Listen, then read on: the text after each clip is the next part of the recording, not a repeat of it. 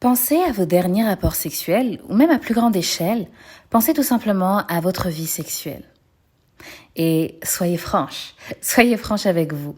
Personne n'est là pour vous juger, personne ne vous regarde, et même si quelqu'un vous regarde, en réalité on s'en fiche. Mais répondez à cette question en tout cas avec la plus grande transparence, avec la plus grande honnêteté envers vous-même.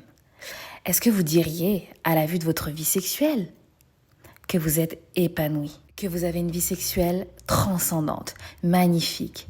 En toute honnêteté, est-ce que vous assumeriez de le dire? Et surtout, parce que c'est de ça dont il s'agit, est-ce que dans votre cœur, vous le pensez vraiment? Bienvenue dans Oser être vrai, votre podcast, celui qui vous aide à prendre votre vie de femme en main, à devenir la dame charismatique de vos rêves et à développer vos pouvoirs féminins ainsi que vos ambitions de vie dans un seul et unique but, celui pour vous d'enfin oser être vrai et vivre sans regret, une vie saine de corps et d'esprit.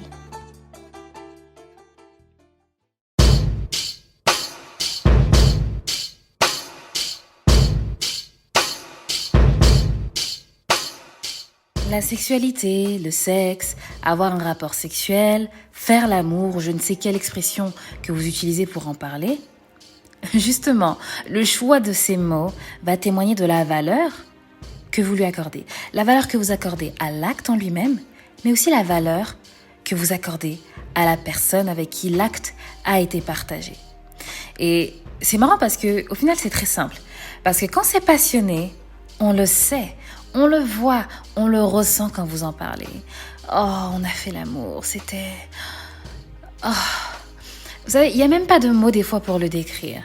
Par contre, quand c'était juste une affaire de un temps, un coup, pampan, affaire réglée, affaire bouclée, et je parle même pas de durée.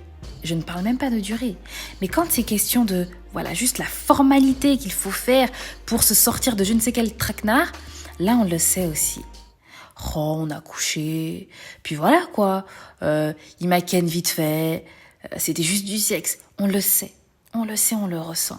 Et malheureusement, c'est bien dommage. Pourquoi ? Parce que ce genre d'expérience, justement, accentue la banalisation qu'il se fait déjà aujourd'hui autour de la sexualité. Et ça, c'est une banalisation dont on est toutes et tous au courant, même si on ne se l'admet pas. Pourquoi ? Parce que, comme je le dis tout le temps, on est dans une société où les choses vont vite. Et les choses...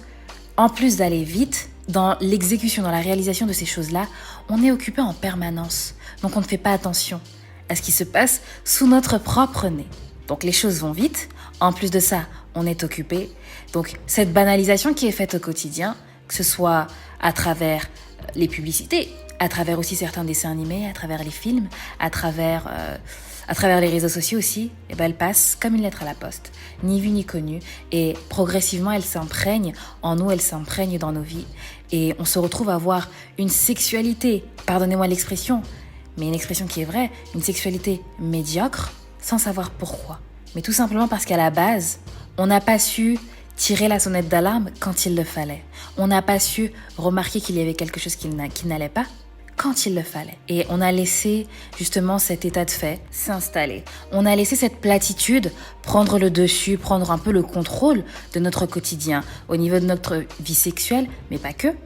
Et on a accepté en fait de vivre dans cette espèce d'insuffisance. On a finalement accepté qu'il n'y ait plus de fusion, qu'il n'y ait plus forcément de paillettes dans les yeux, qu'il n'y ait plus d'alchimie, qu'il n'y ait plus de réel plaisir. Et c'est triste. Parce que le sexe, la sexualité, le rapport sexuel, faire l'amour, ça reste quand même un acte qui est sacré, un acte qui a de la valeur et dont on peut et dont on devrait tirer parti, aussi bien que cet acte tire parti de nous. Une expression qu'on emploie souvent pour parler de rapport sexuel, c'est le fait de dire que voilà... On a eu une relation sexuelle. J'ai eu une relation sexuelle avec telle personne. Et j'aime beaucoup, moi personnellement, faire attention aux mots employés.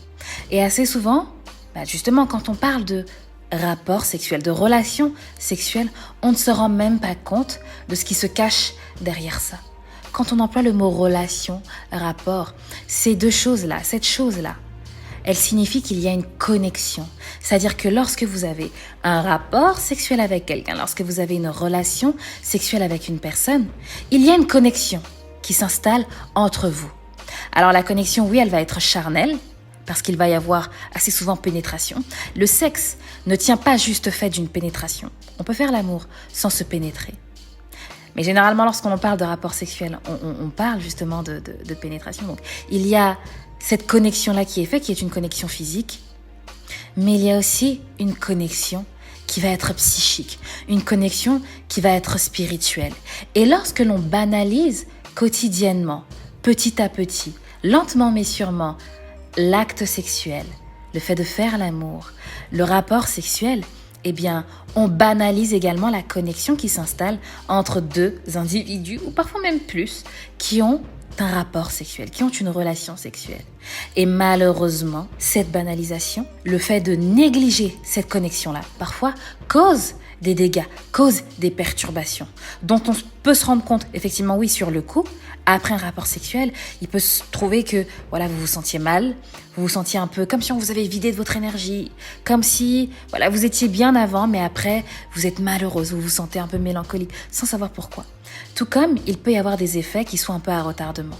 Et vous allez les observer sur vos relations futures, sur vos relations peut-être sexuelles avec un autre homme, avec un autre partenaire, avec d'autres partenaires, si jamais vous en avez beaucoup. Mais aussi sur vos relations dans les différents domaines de votre vie. Et il faut savoir faire ce tri-là. En coaching, j'en parle beaucoup parce que je trouve que c'est essentiel d'aller dans toutes ces relations-là et de voir l'impact, l'effet qu'elles ont eu sur nous. L'effet aussi bien physique, mais aussi l'effet qu'elles ont sur notre spiritualité, sur notre état d'esprit, parce qu'au final, c'est ce qui nous dirige au quotidien. C'est ce qui fait qu'on ose ou qu'on n'ose pas aller au bout des choses. C'est ce qui fait qu'on est capable, qu'on a envie de changer, qu'on est capable et qu'on a envie de vivre, d'être la meilleure version de nous-mêmes.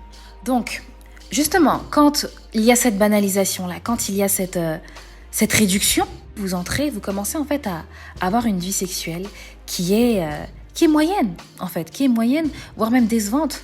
Et vous assimilez cette déception, vous assimilez cette routine à quelque chose de normal. Et ça, effectivement, ça peut venir de mauvaises expériences que vous avez eues avec des partenaires par le passé, qui vous ont peut-être transmis quelque chose de mauvais, ou une relation qui a été malsaine, qui a été toxique.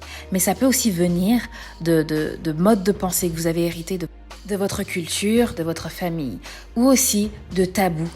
Parce qu'il est vrai qu'il y a des familles, il y a des relations, des fois on a une relation avec sa maman où on n'aborde pas tous les sujets. Ou parfois on a des grandes sœurs avec lesquelles on n'aborde pas certains sujets. Ou parfois même, on n'a pas forcément ces figures-là de référence. Et donc on n'a pas l'occasion d'aborder certains sujets, de poser des questions, d'avoir un retour d'expérience. On n'a pas cette occasion-là. Et c'est ce qui fait que parfois, on va avoir une sexualité qui va être un peu morose et on va penser que c'est normal. Alors qu'en fait, non, la sexualité, le sexe, faire l'amour, c'est quelque chose de fort. C'est quelque chose de magnifique. C'est quelque chose de puissant. Dont, comme je disais un peu plus tôt, dont vous pouvez tirer parti autant que cela tire parti de vous. Et en tout cas, dans ce podcast-ci, ce dont on va parler, c'est tout simplement des petites choses que vous pouvez faire, que vous soyez en couple aujourd'hui ou non, dans votre vie personnelle, pour affecter votre vie sexuelle, pour l'embellir, pour l'assainir, pour l'empuissancer, pour véritablement en faire quelque chose de beau, de sacré, quelque chose dans lequel vous allez pouvoir être vous, femme charismatique, vous allez pouvoir être entière et vivre. Parce que comme je le dis souvent, il faut oser vivre. Et oser vivre pour ne pas avoir de regrets et vivre une vie qui soit saine de corps et d'esprit. Et on peut le vivre aussi dans une sexualité belle, embellie, puissante, épanouie. 1. Protégez-vous.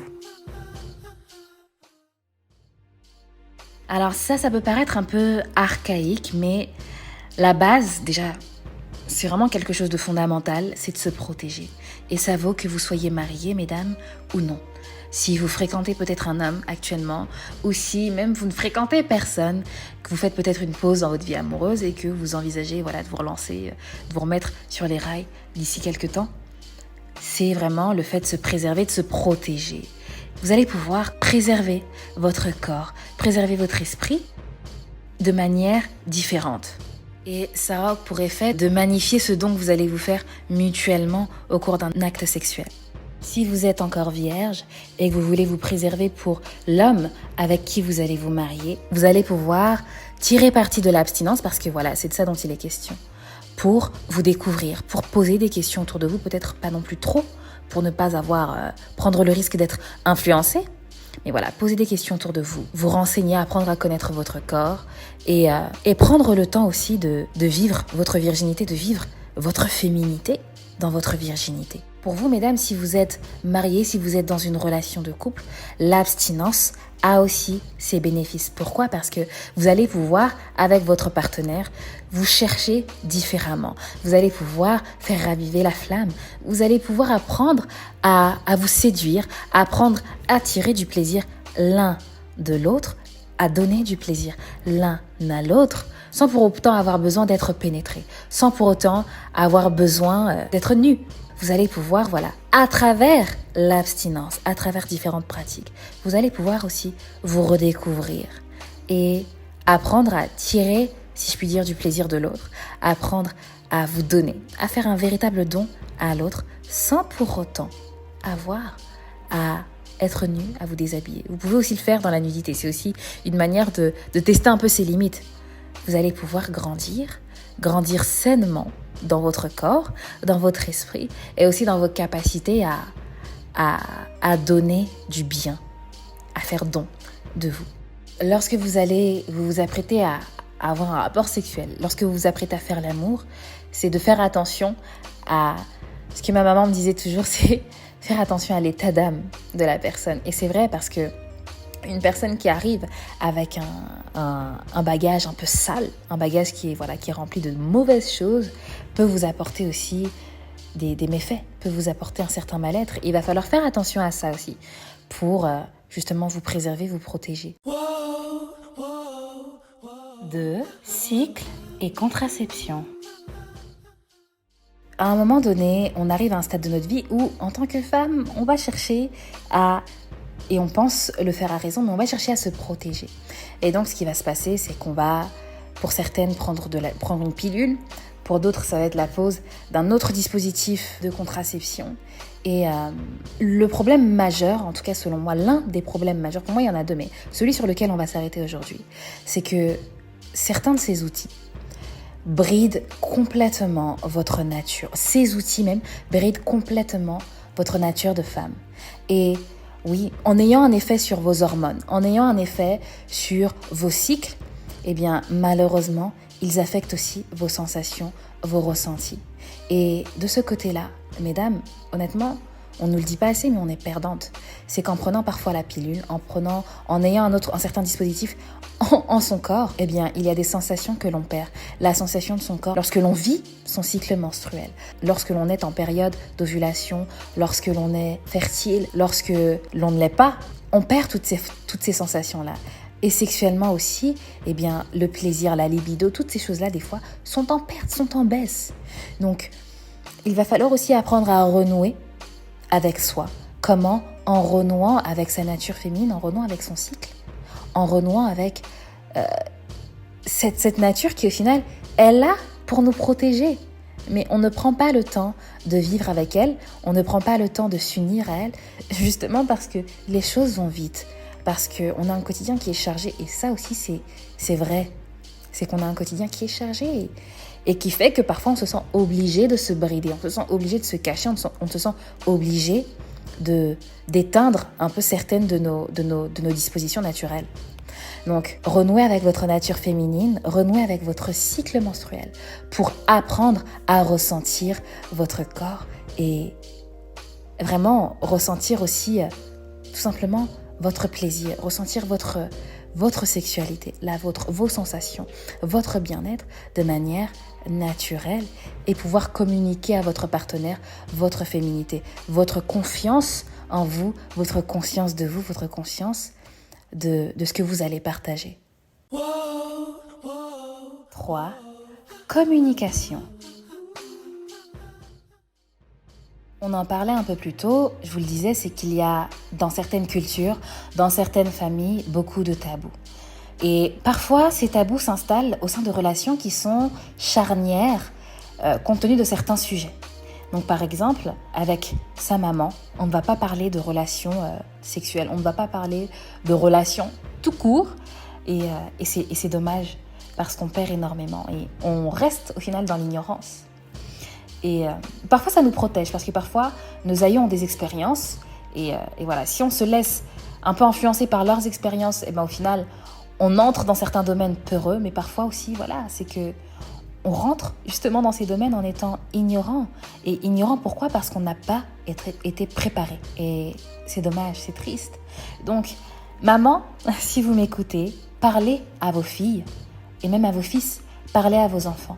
Communiquez avec eux à partir du moment où ils seront en âge de comprendre et à partir du moment où ils vous exprimeront le besoin de le faire. C'est super, super important pour eux et aussi pour vous. Parce que déjà, ça va vous permettre d'établir un climat de confiance.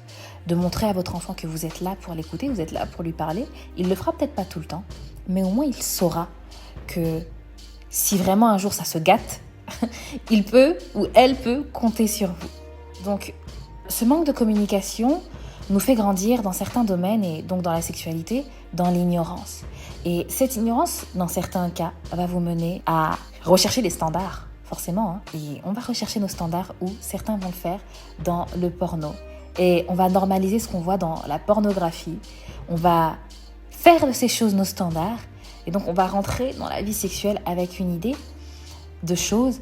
Et bam, on va arriver, on va se cogner à un mur. Ou même encore à cause de cette dite pornographie, on va penser qu'il est normal de subir certaines choses. Alors que non. Tout ça pourquoi ? Parce qu'on n'a pas osé dire les choses.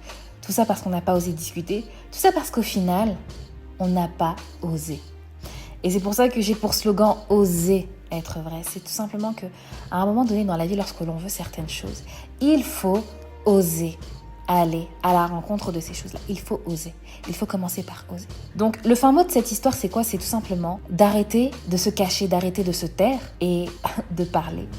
Et d'échanger, de communiquer. Donc, pour vous, mesdames, parlez avec vos hommes, parlez avec vos maris, parlez avec vos partenaires.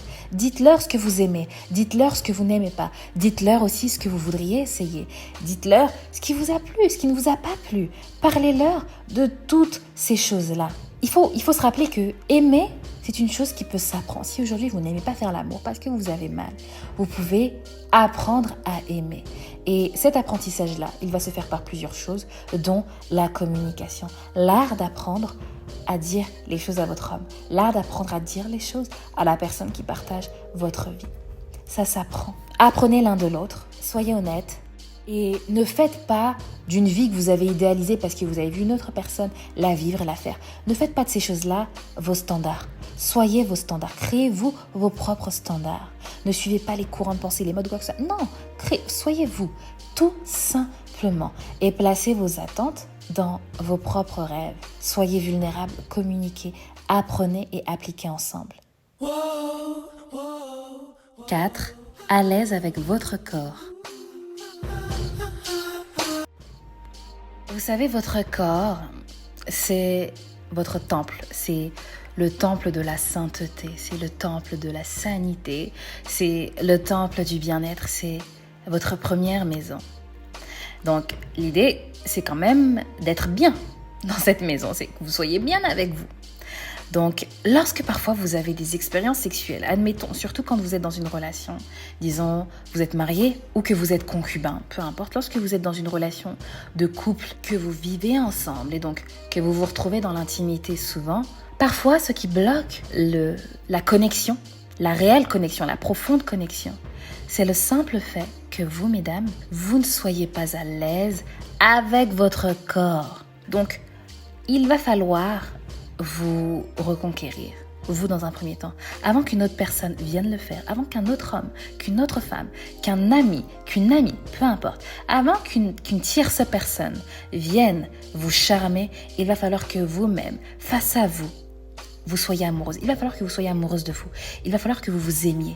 Il va falloir que vous sachiez vous appréciez, que vous sachiez vous dire oui, aujourd'hui tu es canon, aujourd'hui tu es belle, tu es une belle femme, tu es une belle personne, tu as confiance en toi, j'ai confiance en moi, je suis belle, je suis forte, je suis courageuse. Il va falloir que vous vous disiez ces choses-là en le pensant vraiment.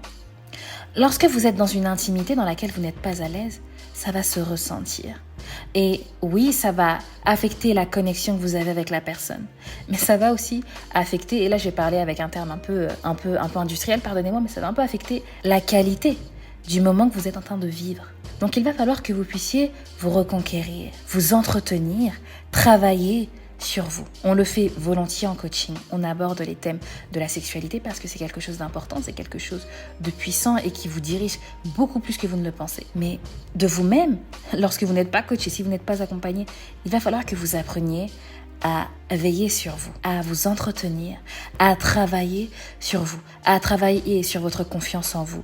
Oui, sur votre estime, oui, sur votre respect de vous, oui, mais aussi à travailler sur votre corps, dans sa forme. Donc, si vous n'êtes pas bien dans votre peau, il va falloir que vous vous reconquérissez. Si vous n'êtes pas bien avec l'image que vous renvoie le miroir, qui au final est votre image, il va falloir que vous changiez les choses. Donc voilà, dans votre intimité, vivez-la en étant à l'aise avec vous, pour la vivre profondément, pour la vivre entièrement, et pour aussi permettre à votre partenaire, à votre époux, à votre fiancé, à votre partenaire, de vous recevoir en fait, tout simplement, de vous recevoir pleinement et d'avoir du plaisir, de retirer tous les bienfaits qu'il va pouvoir retirer de vous. D'où le fait de ne pas négliger ô combien non le postpartum. Alors ça, je pense que ça mérite un épisode, mais voilà, je vais essayer d'être très brève là-dessus. Mesdames, lorsque vous donnez vie à un enfant, après ça, je sais que c'est difficile, on n'a pas le temps, c'est dur. Ouf, je sais de quoi je parle, mais vraiment, après avoir donné vie, occupez-vous de votre corps, occupez-vous de votre périnée, occupez-vous de votre vagin, occupez-vous de votre ventre, occupez-vous de votre sangle abdominale, occupez-vous de tout ce qui se passe à l'intérieur, occupez-vous de vos jambes, de votre bassin, occupez-vous de toutes ces zones-là. Parce que c'est aussi ce qui vous permet d'avoir de belles sensations, d'avoir de bonnes sensations et aussi d'être à l'aise lorsque vous faites l'amour. Ne négligez pas cette période-là, elle est très importante pour votre confort personnel et aussi pour ce que vous donnez dans votre relation de couple. 5. Nourrissez votre sexualité. Et enfin, pour finir, on va parler de ce qui ne rate pas, bien évidemment. C'est encore une fois votre assiette. C'est qu'à un moment donné, lorsque vous mangez le soir 1 kilo de pâtes, que vous allez vous coucher, et que vous avez la nausée quand votre partenaire veut certaines choses, demande certaines choses, après certains va-et-vient, après certains mouvements, il ne faut pas s'étonner, il ne faut pas chercher de midi à 14h.